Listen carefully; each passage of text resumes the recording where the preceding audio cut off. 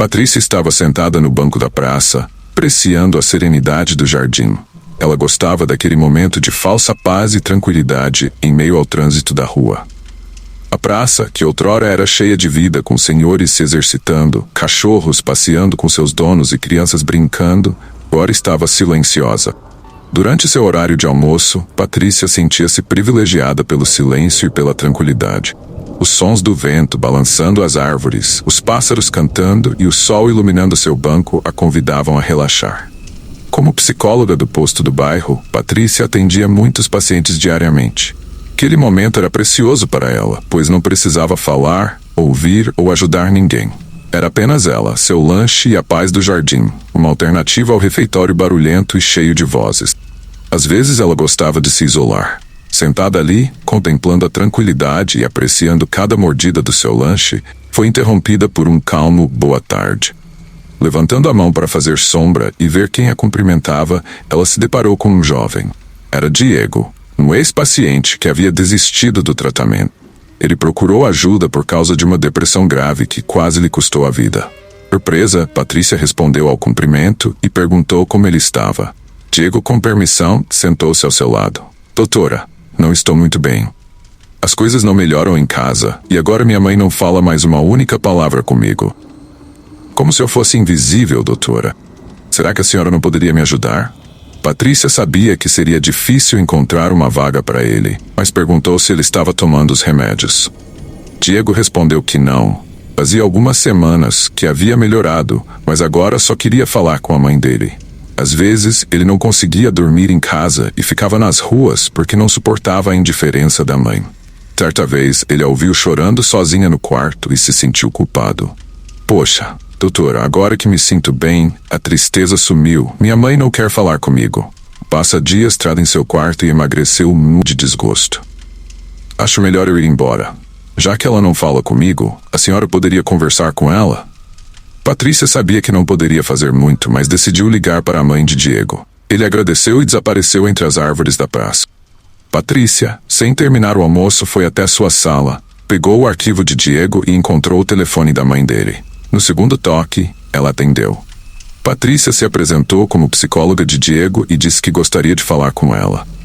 Um choro alto começou, e a mãe de Diego disse: "Oh, moça, meu filho Diego tirou a vida tem 15 dias. Ninguém pode ajudar ele não, moça.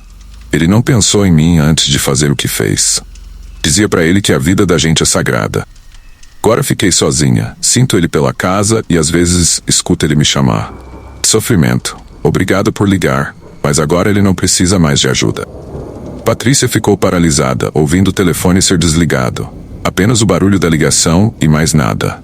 Não era possível aquilo ser verdade. Talvez tivesse confundido as fichas. Pensou em ligar novamente, mas desistiu.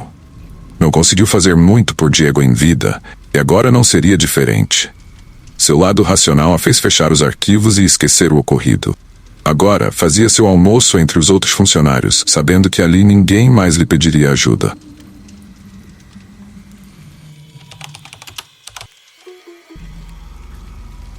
Em uma pequena cidade, havia um cemitério antigo conhecido pela sua tranquilidade e beleza. No entanto, os locais evitavam passar por lá depois do anoitecer por causa de uma lenda assustadora. Dizia-se que nas noites de lua cheia, uma criança fantasma aparecia entre as lápides. Era um menino pequeno, vestido com roupas antigas, cara pálida e melancólica. O nome dele era Tomás, um órfão que tinha vivido no orfanato da cidade há mais de um século. Tragicamente, ele tinha morrido jovem e sem família para reclamá-lo, foi enterrado em um túmulo sem nome no cemitério. As pessoas que afirmaram ter visto Tomás contaram que a criança fantasma não parecia ameaçadora, mas sua presença era inconfundível. Ele era visto sentado em uma das lápides, às vezes brincando com um pequeno barco de brinquedo feito de madeira. Ao ver alguém, levantava os olhos e com olhos tristes parecia pedir algo que ninguém conseguia entender. Às vezes, ouvia-se sussurros suaves pedindo mãe e pai. Uma noite, um visitante do cemitério, um jovem chamado Andrés, viu o menino fantasma e decidiu aproximar-se. Movido pela tristeza nos olhos da criança, Andrés prometeu-lhe que procuraria sua história e tentaria encontrar sua família perdida. Depois dessa noite, o fantasma de Thomas nunca mais apareceu. Os locais acreditam que finalmente encontrou a paz, sabendo que alguém tinha ouvido o seu clamor silencioso e estava disposto a lembrar-se disso.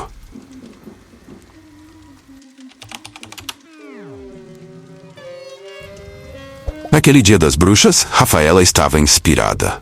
Ela amava filmes de terror, livros e tudo que envolvia o tema. Decidida a fazer algo diferente com suas amigas, elas marcaram de se encontrar um dia antes nos fundos da escola, na antiga casa do zelador, agora abandonada. Lá poderiam ficar em paz. Cada uma levou um item para completar a brincadeira do copo. Uma trouxe velas, outra uma cartolina imitando um tabuleiro Ouija, outra ainda trouxe guloseimas, e Rafaela, determinada a desafiar qualquer ceticismo, trouxe o copo mais pesado que encontrou em sua casa. A casa do zelador não tinha energia elétrica. Mesmo assim, sentaram-se no chão, formando um círculo. De mãos dadas e olhos fechados, fizeram uma prece. Ao abrirem os olhos, colocaram os dedos indicadores sobre o copo e começaram a perguntar se havia alguém ali. No início, o copo nem se mexeu. Elas perguntaram de novo, e de repente, o copo se moveu rapidamente, parando no sim. Risos nervosos e acusações de quem havia empurrado o copo se seguiram. Rafaela, destemida e impaciente, falou com firmeza: "Se tem alguém aí, fale logo porque preciso ir para casa. Vai responder nossas perguntas ou não?" O copo começou a se mover novamente, circulando em volta do sim. Nesse instante, um vento forte invadiu o lugar, abrindo a porta com um baque e fazendo-a se chocar violentamente contra a parede. O vento arrastou todas as folhas secas e apagou todas as velas. Num só grito, todas saíram correndo. Rafaela pegou o copo e foi a última a deixar o local. Brava, pensando no que havia acontecido, caminhava para casa sozinha. Naquela época, não era comum adolescentes usarem fones de ouvido.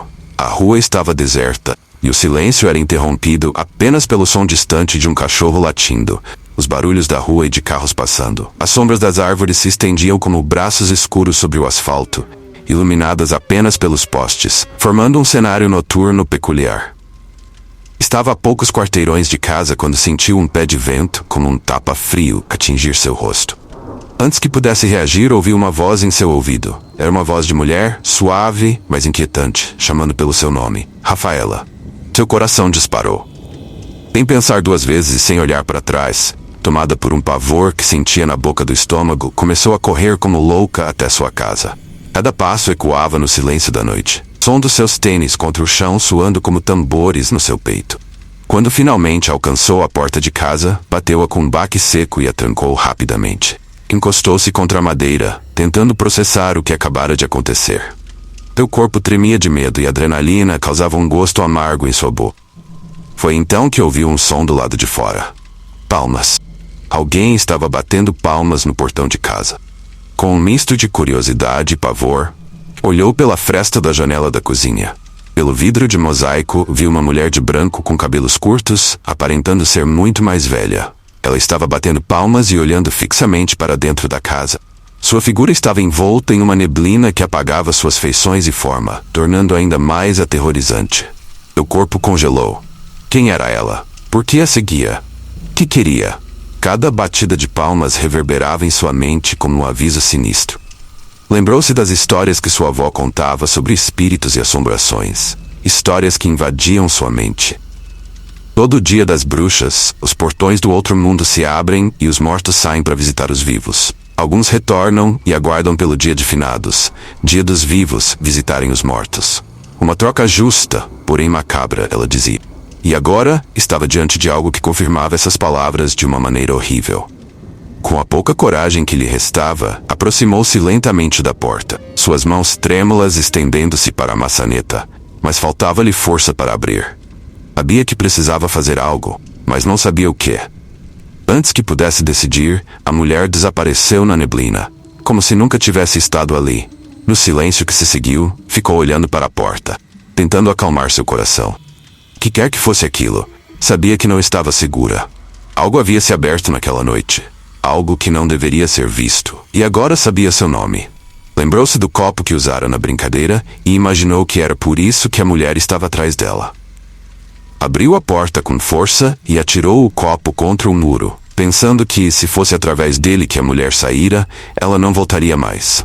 Olhando para os cacos no chão, entendeu que o que fizera era errado. Dali em diante, nunca mais brincou com o desconhecido.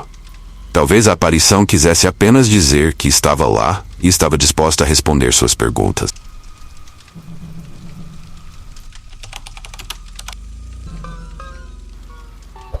Fizera bons amigos na época em que trabalhava no laboratório de química.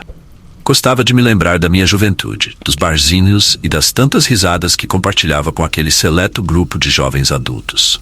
Naqueles momentos, esquecia de meus problemas e dos conflitos familiares. De todos ali, o que mais se destacava era Júlio, um moreno alto, comunicativo, que não tirava por nada desse mundo sua jaqueta de couro. Ele dizia que para andar de moto, era obrigatório vestir-se com ela, pois lhe dava um ar de motoqueiro bad boy. Hoje em dia ele se encaixaria, mas no termo vida louca, e a mulherada adorava. De fato, onde ele chegava, todos olhavam para ele.